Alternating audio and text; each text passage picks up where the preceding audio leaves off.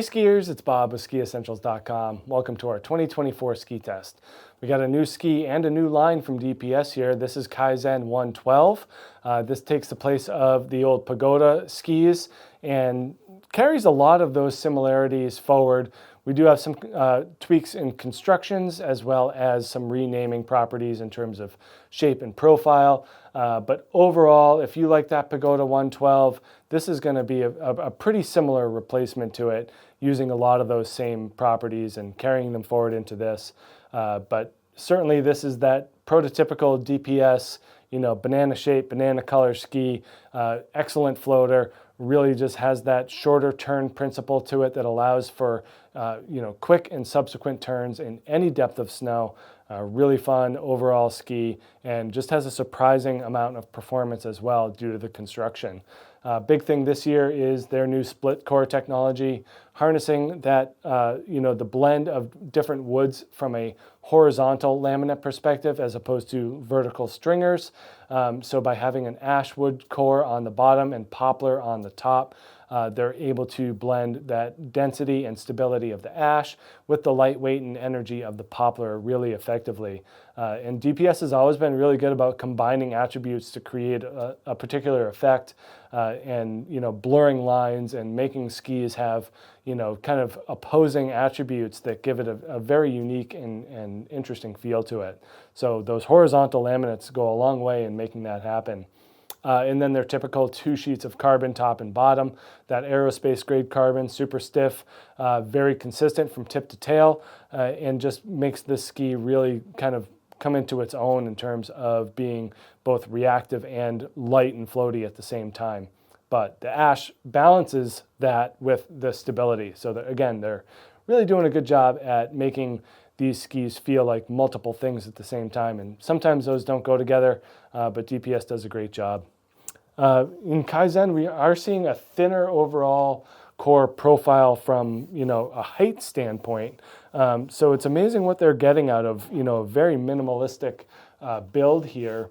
And in the 112, I think it makes a lot of sense because you're looking for a little bit more flexibility when you're in that softer snow. So you can still certainly feel the stiffness of the carbon, but the thinness of it allows you to access the entirety of it.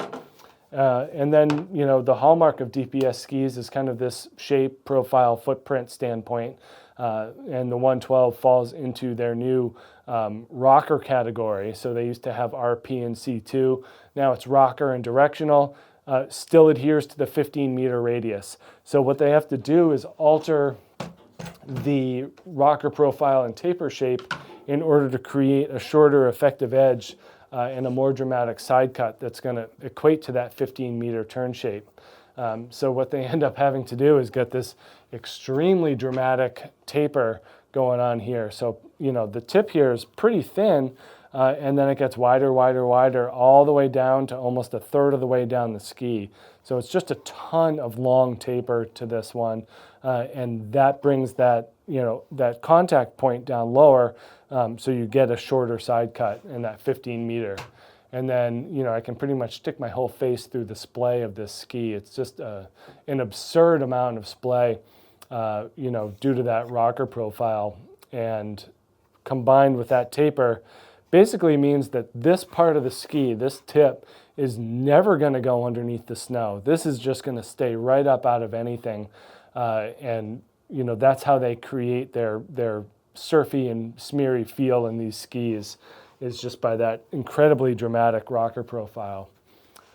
It's not quite as dramatic in the back. I think that's one of the changes that makes this ski stand out a little bit more from Pagoda, which this thing in the 112 was a little bit more splayed and rockered in the tail. This one is slightly more directional, but still nowhere near what we see from some other skis that are a lot flatter.